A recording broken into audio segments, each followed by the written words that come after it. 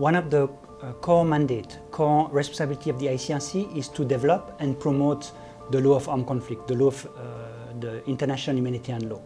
So we have a lot of activities around the world, including in Egypt, about this very important task.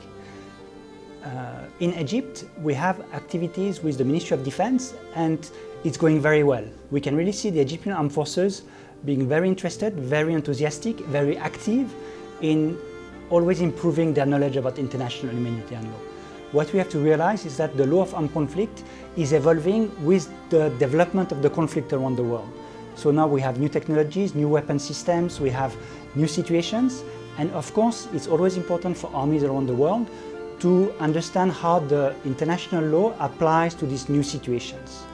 So to give you concrete examples, with the Egyptian Armed Forces we have like trainings, we have seminars, in-class trainings, but we more and more cooperate with them during international simulation exercises. So you know that in Egypt every year there are big international exercises with other armies around the world, and ICRC is invited to contribute to the different scenarios. So basically when there are these simulation exercises, they have scenarios about situations where different armies have to coordinate, to respond to a situation, and we inject some humanitarian elements in their scenarios and see how the armies, different armies, including the Egyptian Armed Forces, react to these scenarios. So it's a very practical way for soldiers to learn about this new law.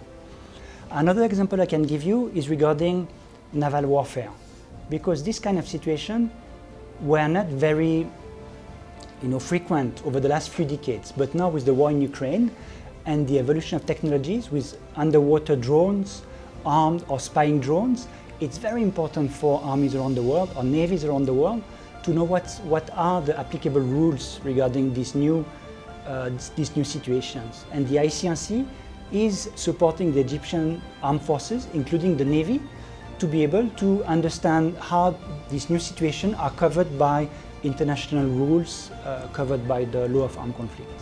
But the promotion of international humanitarian law goes beyond training soldiers.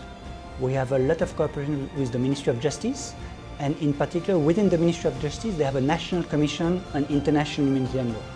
So this National Commission is really in charge of, with our support, promoting this body of law towards students like universities, or also working with the parliament, because there are still some treaties, international treaties, that can be integrated into Egyptian domestic law.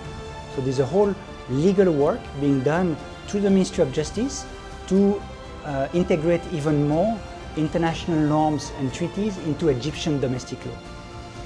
The last aspect of this important work is regarding training diplomats. So we cooperate a lot with the Ministry of Foreign Affairs because they are also in their role, in their daily role, confronted to situations or conflict around the world where they need to know rules that need to be respected, implemented by different parties to a conflict. So it's also our role to support Egyptian diplomats developing their knowledge about international humanitarian law.